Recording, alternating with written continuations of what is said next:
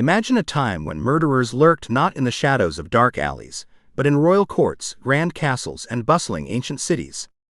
Serial Killers in the Ancient World takes you into the terrifying minds of history's first documented killers, people who stalked their victims with chilling precision and killed without remorse. These killers weren't just legends, they were real, and their thirst for blood was insatiable. As you listen, you'll feel the cold terror their victims must have felt, knowing that in the ancient world, monsters didn't hide, they ruled. Chapter 1: Gilles de Rais, the Butcher of Brittany. In the heart of 15th century France, a figure revered for his battlefield prowess and loyalty to Joan of Arc, harbored a terrifying secret. Gilles de Rais, a decorated nobleman and war hero, would later become one of history's most infamous serial killers, remembered not for his acts of bravery, but for the bloodshed he left in his wake. His descent into madness is a chilling reminder of the darkness that can lie beneath even the most gilded facades. Born into one of France's wealthiest and most powerful families, Gilles de Rais had everything a young noble could dream of: status, wealth, and influence. He became a national hero, fighting alongside Joan of Arc, and his reputation grew as a fearsome warrior who helped secure victories in pivotal battles during the 100 Years' War.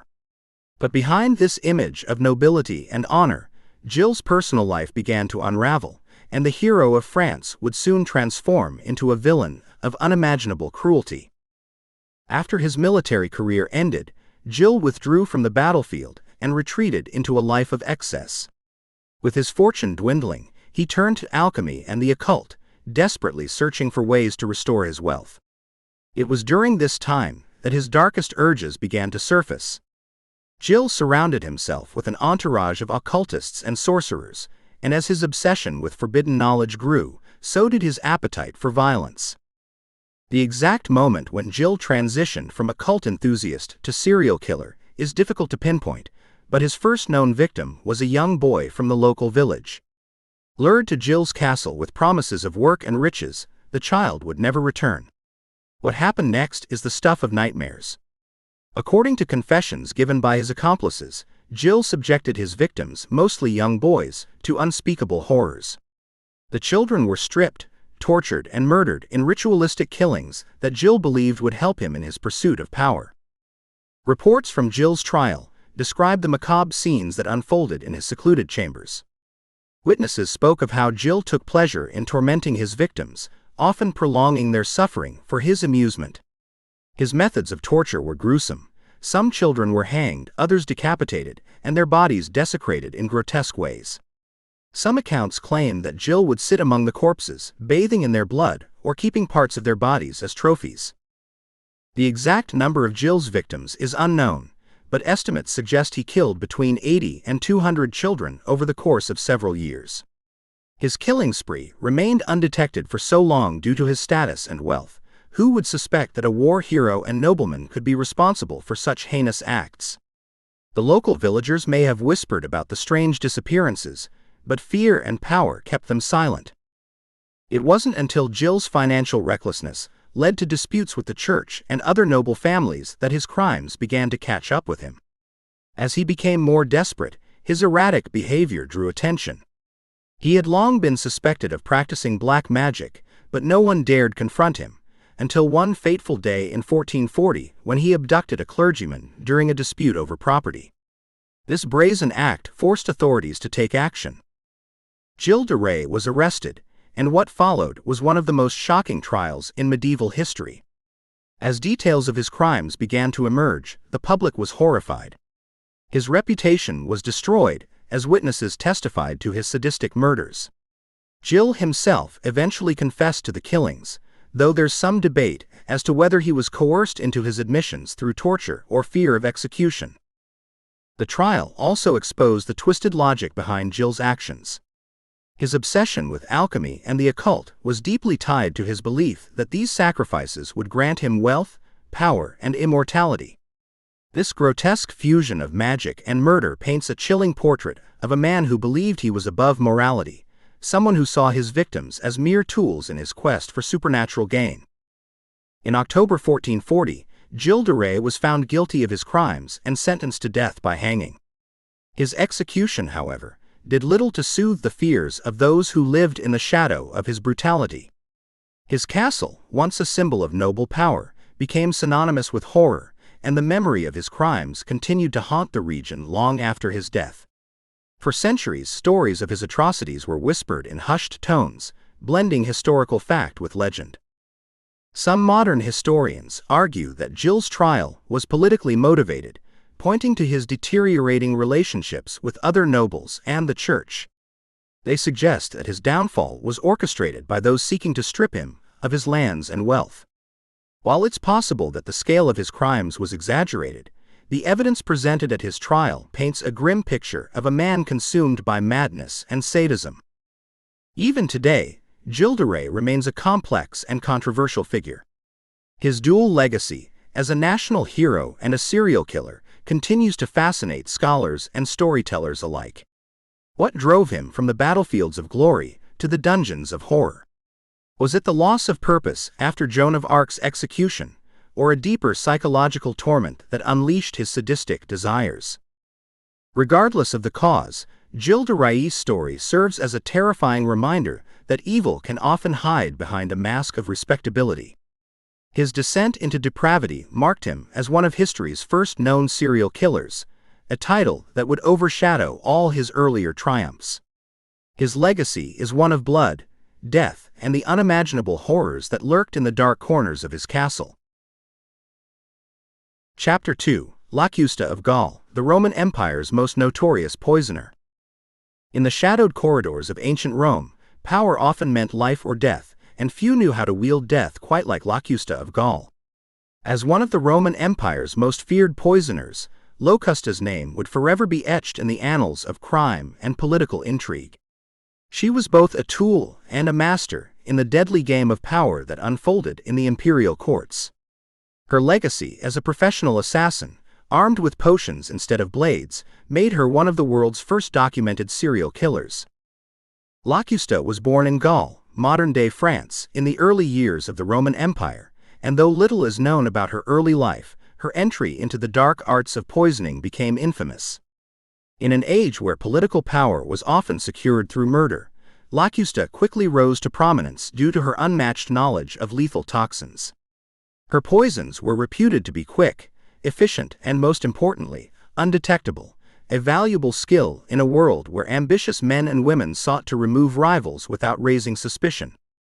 It wasn't long before Locusta's talents caught the attention of the Roman elite. With access to herbs and compounds that could kill silently, she became a highly sought-after figure for those seeking to dispose of their enemies discreetly. In a society that thrived on conspiracies and betrayal, Locusta's services were in constant demand. One of Locusta's most notorious clients was none other than Agrippina the Younger, mother of Nero, who sought to eliminate her rivals on her way to securing her son's place on the throne. Agrippina was a woman of formidable ambition, and Locusta's skills provided her with the means to reshape Rome's political landscape through subtle and silent death. The first significant mark of Locusta's career came when Agrippina enlisted her to poison Emperor Claudius, Agrippina's husband and Nero's stepfather. Claudius, known for his weakness and indecision, was an obstacle in Agrippina's path to securing her son's future as emperor. Locusta was tasked with crafting a poison that would kill the emperor without arousing suspicion, and she delivered in spectacular fashion. The chosen poison was said to be a lethal mixture derived from nightshade, aconite, and other toxic herbs. It was introduced into Claudius's favorite dish, mushrooms, during a banquet.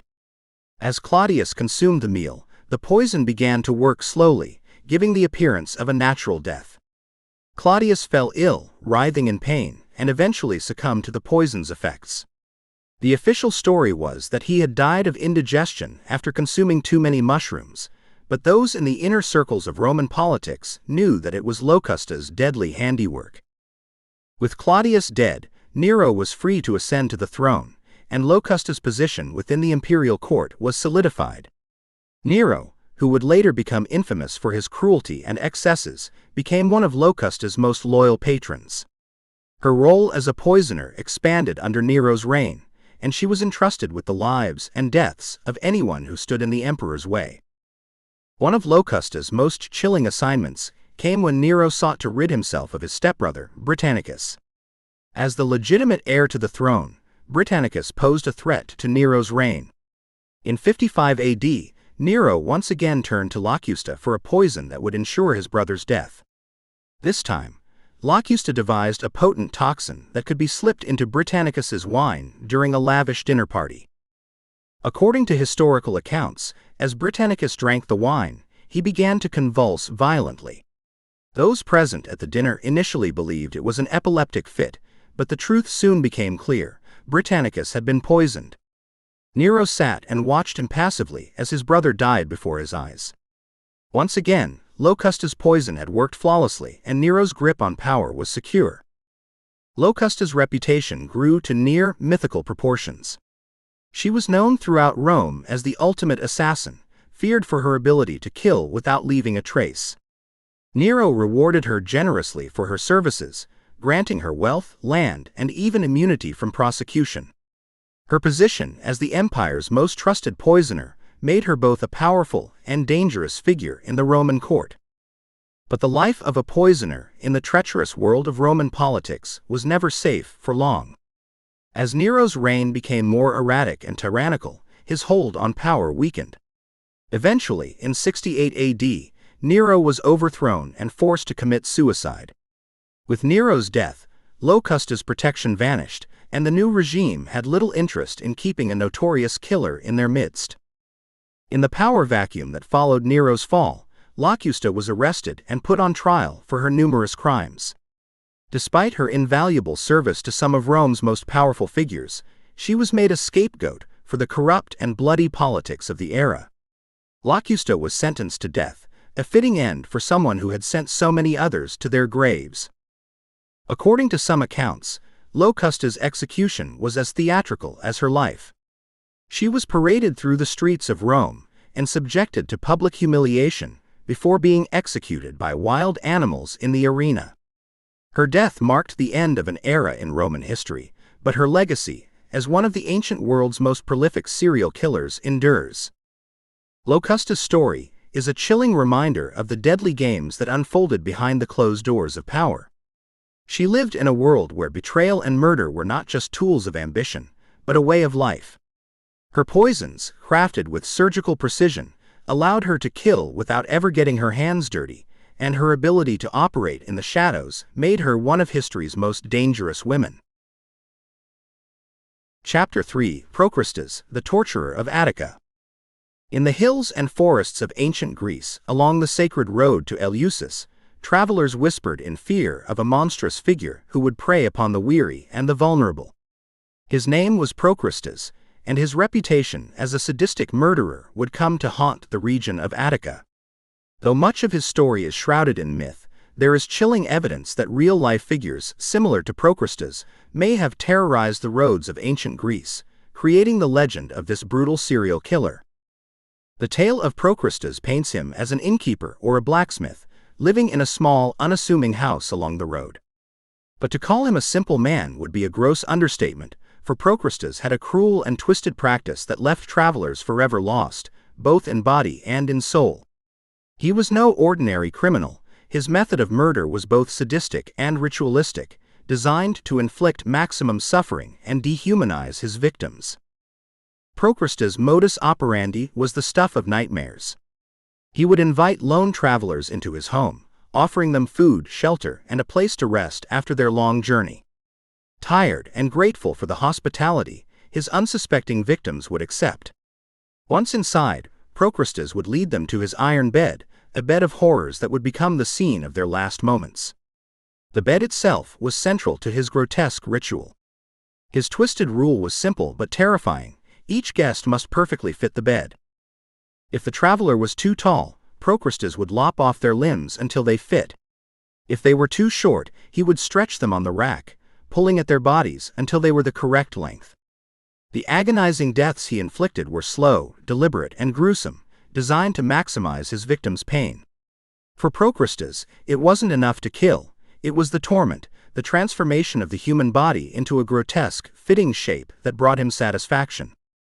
In some versions of the myth, Procrustes had two beds, one short and one long, so that no matter the size of his victim, they would never fit, and thus would always meet a tortuous end.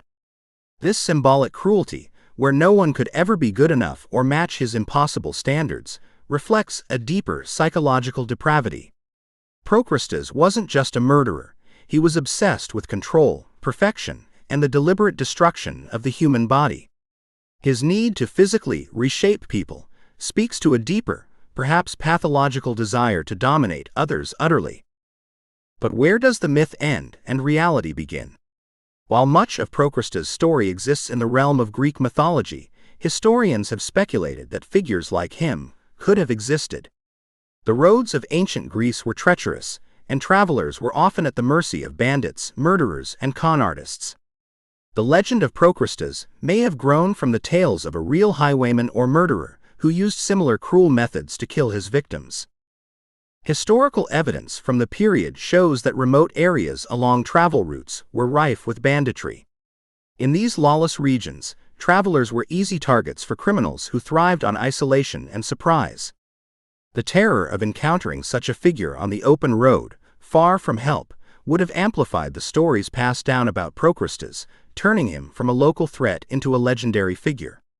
His iron bed, while perhaps an exaggerated detail, symbolizes the twisted minds that plagued the highways and byways of ancient Greece. Procrustes' story became immortalized in Greek mythology, thanks in large part to the hero Theseus. In the myth, Theseus, on his way to Athens, encounters Procrustes and, after discovering the horrific fate of his victims, turns the tables on the killer. In a fitting act of poetic justice, Theseus forces Procrustes to lie upon his own bed and subjects him to the very same torture he had inflicted on others. It's a tale of vengeance, justice, and the ultimate defeat of evil by good. But it also serves as a cautionary tale about the dangers lurking in the shadows of the ancient world.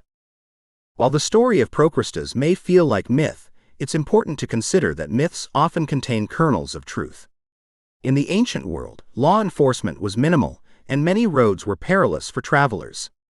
The fear of being kidnapped, tortured, or killed by a stranger was very real. The practice of stretching or mutilating bodies was not unheard of either. In various parts of the world, there are historical records of tortures similar to the legend of Procrustes' bed. The Mongols, for example, were known to stretch their victims, and in Europe during the Middle Ages, the rack was used to pull the limbs of prisoners until they broke. Procrustes' story also taps into a deeper, more primal fear, the loss of control over one's own body. His obsession with making people fit into his bed can be seen as a symbolic violation of human integrity and autonomy. In a way, Procrustes represents the ultimate dehumanizer, turning his victims into mere objects to be adjusted, reshaped, and discarded.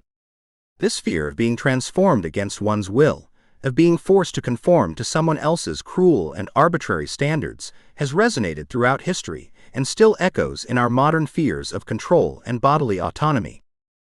As we look back at Procrustes, whether he was a real figure or simply a terrifying legend, his story serves as a reminder of the darkness that has always lurked along the paths of human civilization. In the remote stretches of ancient Attica, the fear of a sadistic killer like Procrustes would have been a constant shadow over the lives of those who traveled alone. His legacy, whether born of myth, history, or a mixture of both, remains a chilling testament to the cruelty that can exist in the most unexpected places. In the end, Procrustes is more than just a name from mythology. He is a symbol of the unchecked brutality that can hide behind a smile or a welcoming gesture, waiting for the moment to strike. His iron bed, with its promise of fitting at all costs, remains one of the most horrifying and enduring images of ancient crime and punishment. And whether real or imagined, Procrustes will always stand as one of the earliest and most terrifying serial killers in the ancient world.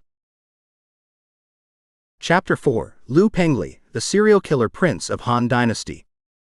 In ancient China, power could shield even the most monstrous acts from justice until, that is, the crimes became too horrific to ignore. Such was the case of Liu Pengli, one of the earliest recorded serial killers in human history.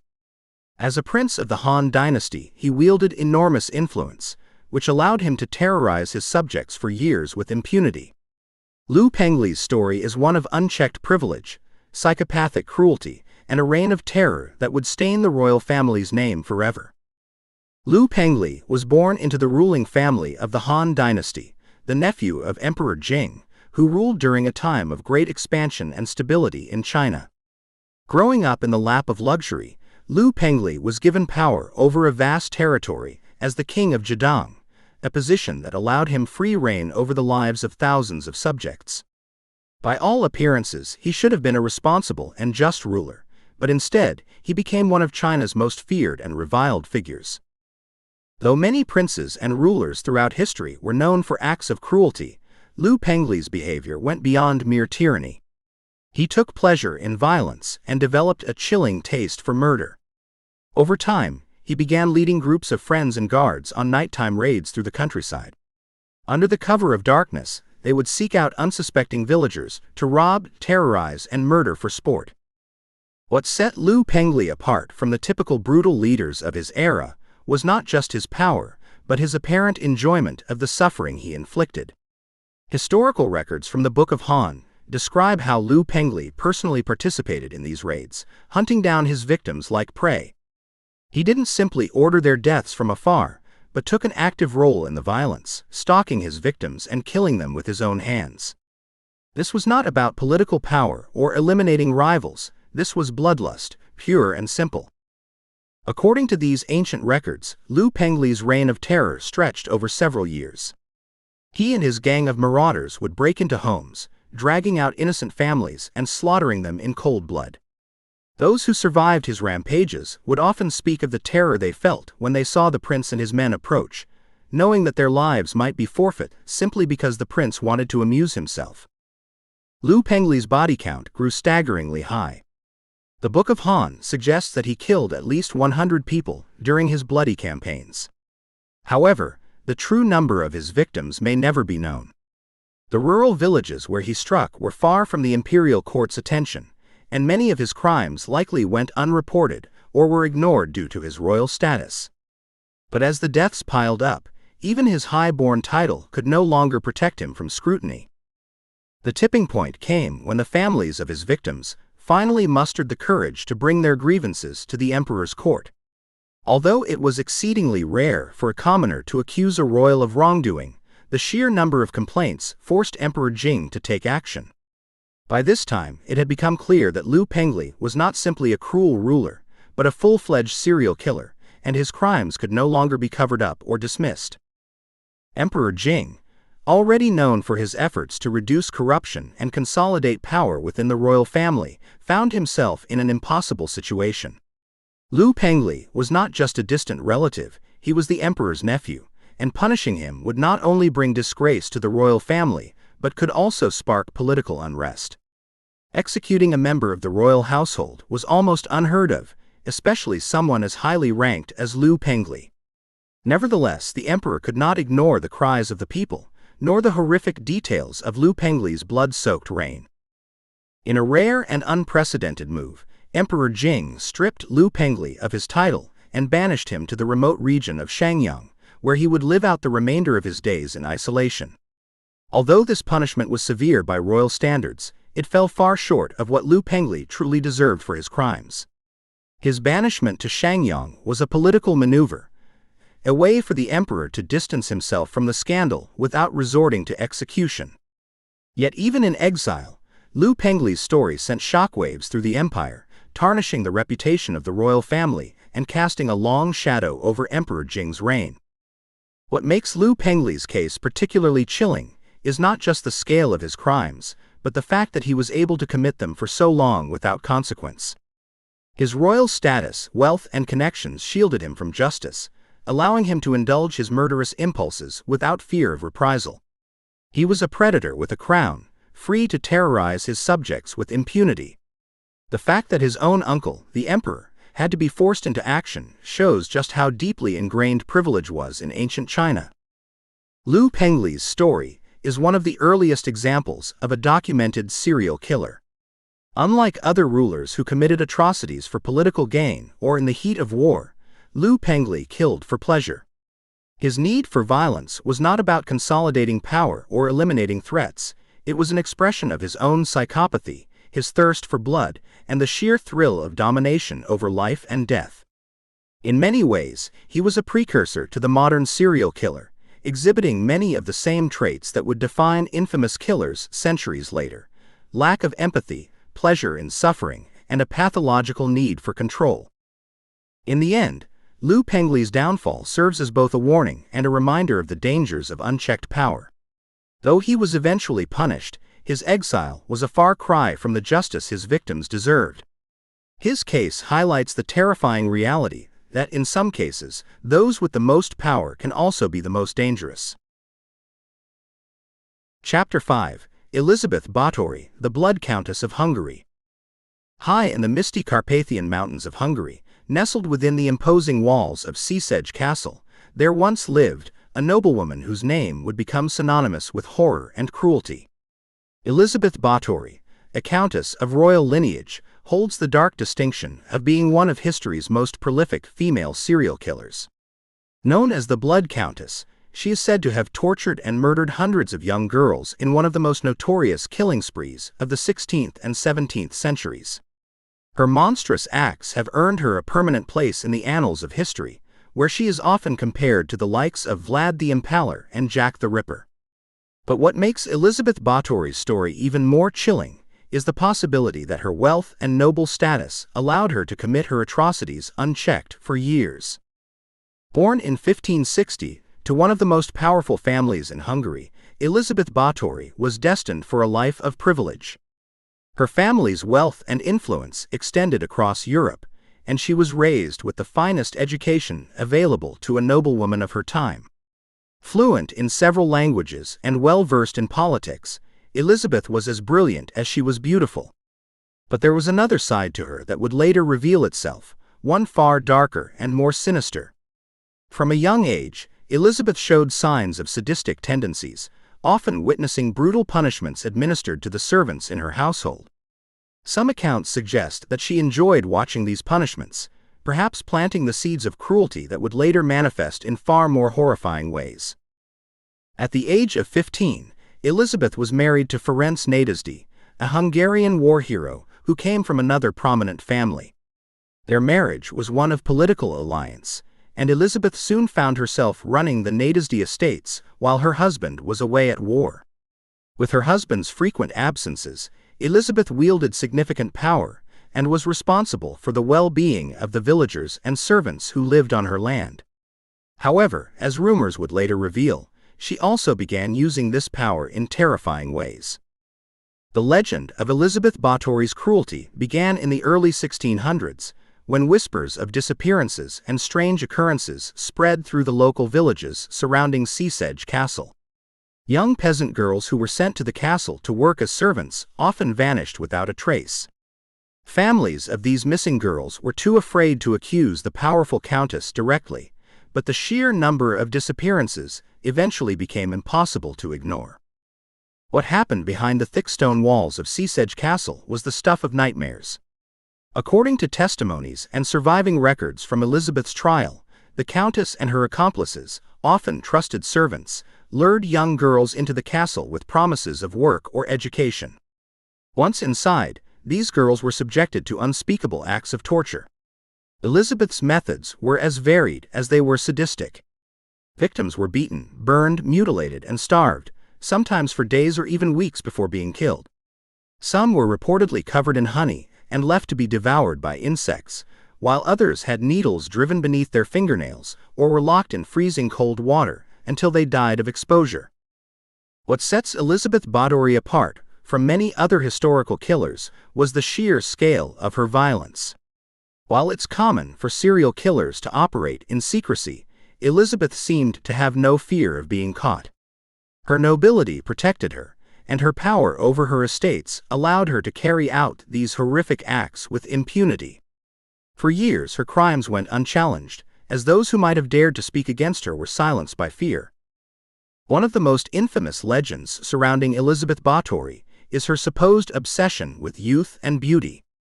According to this legend, Elizabeth believed that bathing in the blood of young virgins would preserve her youth and make her skin radiant. While this gruesome claim is often disputed by historians, it has persisted in popular imagination, contributing to her nickname as the Blood Countess.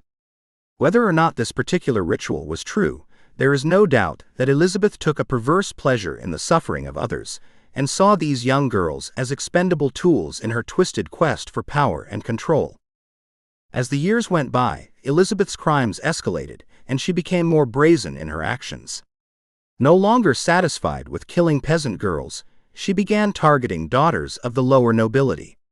This proved to be her undoing, as these families had the influence to bring their complaints to the Hungarian court. By 1610, the rumors of Elizabeth's cruelty had reached the ears of King Matthias II of Hungary, who could no longer ignore the accusations.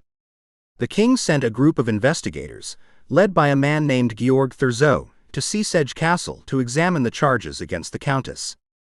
What the investigators found inside the castle was horrifying. The bodies of dead and dying girls littered the castle's torture chambers. Some were mutilated beyond recognition, while others were barely clinging to life, showing signs of severe abuse. The survivors provided chilling testimony about the countess's methods and the role her servants played in carrying out the killings. These testimonies, combined with the physical evidence, were enough to bring Elizabeth to trial. In 1611, Elizabeth Báthory was put on trial for her crimes, although due to her noble status, she was never formally imprisoned. Instead, she was confined to her own castle, where she spent the remaining years of her life under house arrest. While her servants were executed for their roles in the murders, Elizabeth herself escaped the death penalty, a testament to the power her family still wielded. During the trial, it was claimed that she had killed anywhere from 80 to 650 young girls, though the exact number remains uncertain. What is clear, however, is that Elizabeth's crimes were unprecedented in both their brutality and scale.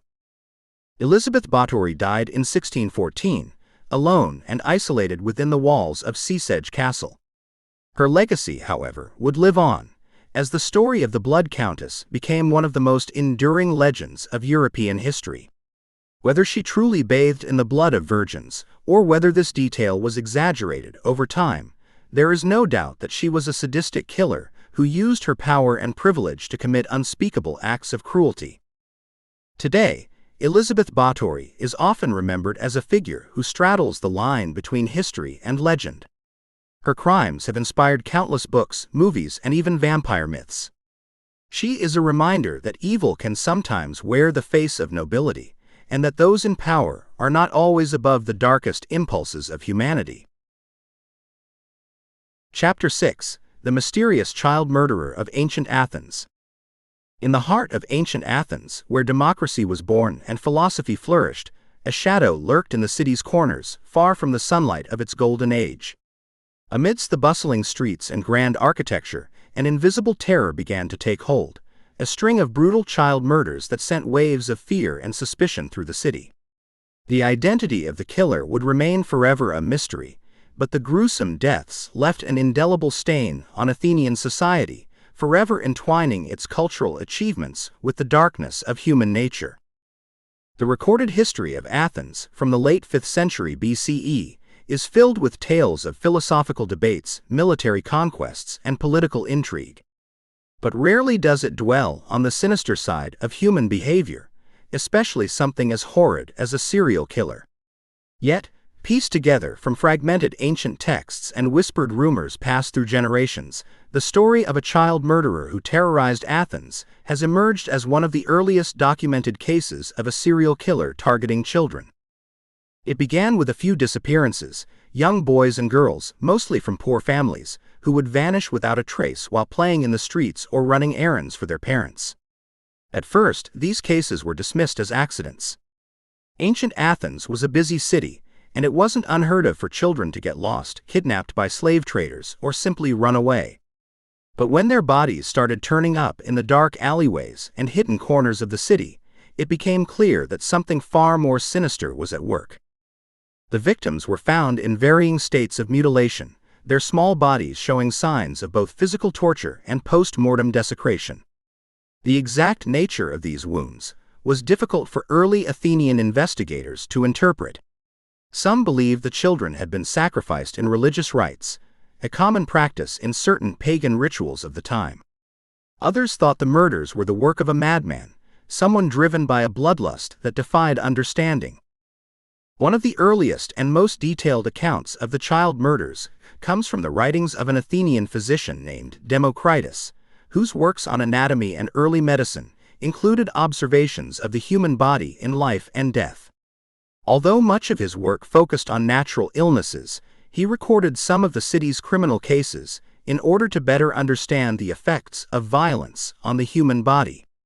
His writings, fragmented over time, provide a chilling glimpse into the horrors inflicted on the victims.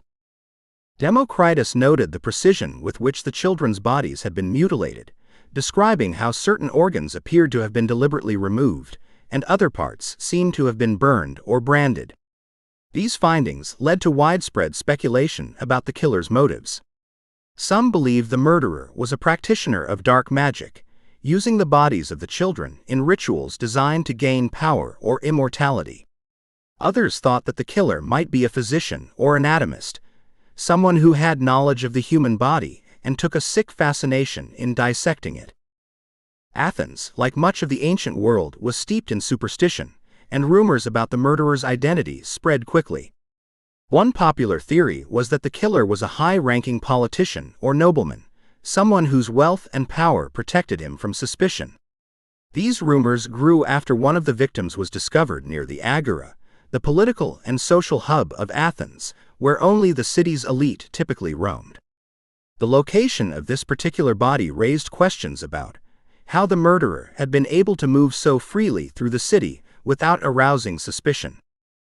However, despite the best efforts of Athenian authorities, the investigation into the murders stalled.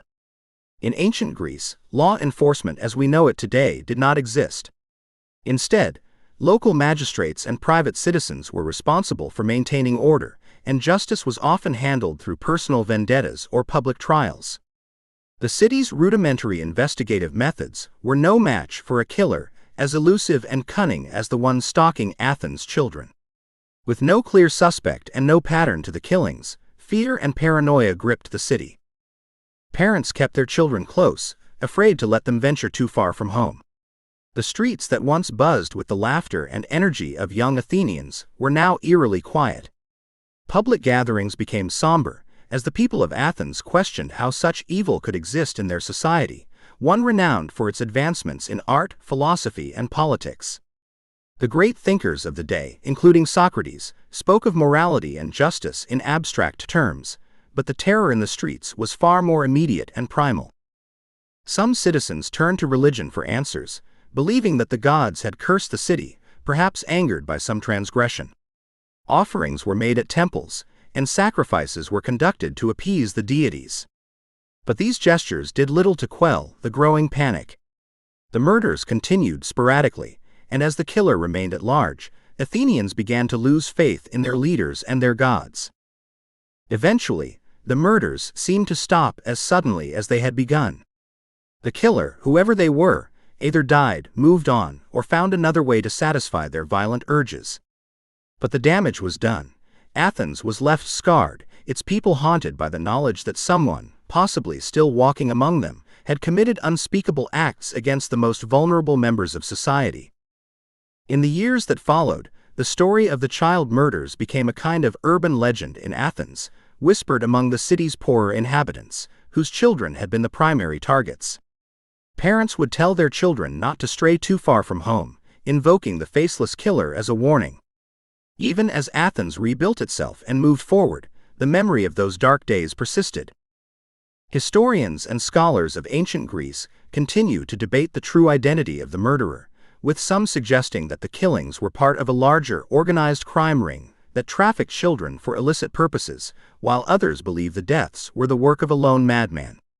Regardless of the truth, the story of the mysterious child murderer serves as a reminder that even in societies dedicated to the pursuit of knowledge, art, and civilization, darkness can still find a foothold. Chapter 7: Nero, Emperor of Excess and Death. In the annals of ancient Rome, few names inspire as much terror and intrigue as Nero. A figure defined by excess, cruelty, and madness, Nero's reign over the Roman Empire is remembered as one of the bloodiest and most tumultuous periods in the city's long and storied history. Though not a serial killer in the modern sense, Nero's systematic use of murder as a tool for personal gain, and his sadistic pleasure in watching others suffer, make him a figure worthy of inclusion among history's earliest mass murderers. His descent into madness, marked by political purges, familial killings, and gratuitous cruelty, has cemented his legacy as a symbol of unchecked power and absolute depravity. Nero Claudius Caesar Augustus Germanicus was born in 37 AD, and from an early age he was groomed for greatness. His mother, Agrippina the Younger, was one of the most ambitious women in Roman history. Through her marriage to Emperor Claudius, she ensured Nero's place as his adoptive son, bypassing Claudius's biological son, Britannicus, in the line of succession. Agrippina's ruthless scheming and strategic alliances paved the way for Nero's ascension to the throne, but it would also set the stage for one of the most notorious familial betrayals in history. Nero became emperor at the age of 16, and his reign began with the promise of stability and prosperity. However, beneath the veneer of a competent ruler lay a young man with a thirst for power and for blood. Though historians have long debated whether Nero's descent into madness was due to his own nature or the influence of those around him, it's clear that by the time he seized full control of the empire, he had already begun to indulge in his darker impulses. One of Nero's first victims was his stepbrother, Britannicus. Although Agrippina had worked tirelessly to position Nero as the rightful heir, Britannicus still posed a threat to Nero's power. Nero's solution was swift and brutal. He ordered his stepbrother to be poisoned during a banquet. The young prince drank from a goblet laced with poison, and within minutes he collapsed and died in full view of the court. Nero, displaying the cold detachment that would characterize much of his rule, did nothing as Britannicus writhed in agony. The official explanation given to the public was that Britannicus had suffered an epileptic fit, but few were fooled by the emperor's convenient lie. With his stepbrother out of the way, Nero turned his attention to his own mother, Agrippina. Despite her pivotal role in securing his position, Agrippina's influence over Nero became increasingly stifling as he matured. She had expected to wield power from behind the throne, but Nero grew resentful of her control. Their relationship soured, and in a shocking act of patricide, Nero plotted his mother's murder. In 59 AD, Nero arranged for Agrippina's death under the guise of a boating accident.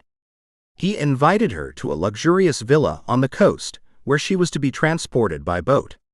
Nero had instructed the ship's crew to sabotage the vessel, ensuring it would collapse mid-journey.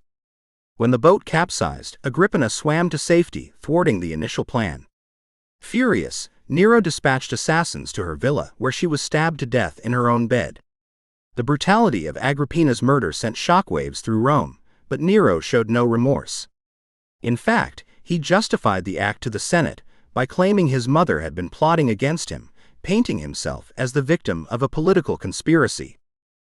As Nero's reign continued, his cruelty expanded beyond his own family. His paranoia grew, and with it, the number of political purges. Anyone suspected of disloyalty was swiftly executed, often without trial. Senators, generals, and even close friends fell victim to Nero's insatiable need for control. His methods of execution were often gruesome, with victims subjected to torture before being killed. Nero derived a sick pleasure from watching the suffering of others, a trait that marked him not only as a tyrant, but as someone who took a personal interest in the pain he inflicted. Perhaps the most infamous event of Nero's reign was the Great Fire of Rome in 64 AD. The fire ravaged the city for days, destroying entire districts and leaving thousands homeless. While the cause of the fire remains unknown, rumors quickly spread that Nero himself had ordered the blaze to clear space for his grand architectural ambitions. Some accounts claim that Nero stood on a balcony, watching the flames consume the city while playing his lyre and singing of the destruction of Troy, a chilling image that has endured through the centuries. In the aftermath of the fire, Nero sought to shift blame away from himself by targeting the Christians, a small and relatively unknown religious sect at the time. He accused them of starting the fire and ordered their mass execution in some of the most brutal ways imaginable. Christians were rounded up, tortured, and burned alive as human torches to light Nero's gardens during his evening feasts. Others were torn apart by wild animals in the Colosseum, with Nero presiding over the spectacle like a deranged emperor reveling in the suffering of his subjects. Nero's reign of terror extended even to his closest allies. His advisor, Seneca, the famed Stoic philosopher, was forced to commit suicide after falling out of favor with the emperor. Despite their long relationship, Nero's paranoia knew no limits, and anyone who posed even the slightest threat to his authority was eliminated. Seneca's death marked a turning point in Nero's rule, as the last voices of reason and restraint were silenced, leaving Nero unchecked in his descent into madness. By the end of his reign, Nero had become a caricature of tyranny. His excessive lifestyle, marked by lavish banquets, theatrical performances, and self-indulgence, stood in stark contrast to the suffering of the people. Rebellion simmered across the empire, and in 68 AD, Nero's political enemies finally overthrew him. Facing certain execution, Nero chose to take his own life, famously declaring, "What an artist dies in me," as he plunged a dagger into his throat. Nero's legacy is one of excess, cruelty, and sadistic pleasure in the suffering of others. While not a serial killer in the conventional sense, his systematic use of murder to maintain power, combined with his personal enjoyment of violence, makes him one of history's most infamous figures. His reign offers a chilling glimpse into the mind of a ruler, whose absolute authority allowed his darkest impulses to flourish unchecked. Nero's story is a reminder that when power is left unchallenged, it can lead to the most terrifying forms of human depravity. In the ancient world, where power and brutality often went hand in hand, the stories of these early serial killers serve as chilling reminders of the darkness that has always lurked within humanity. From emperors and noblewomen to nameless predators, these figures, driven by their twisted desires, left a trail of horror that transcends time. Their gruesome acts, shrouded in mystery and myth, remind us that even in the most civilized societies, evil can flourish in the shadows, waiting for the moment to strike. These killers may be long gone, but their terrifying legacies endure, haunting history with the knowledge that such cruelty is never as far removed as we might hope.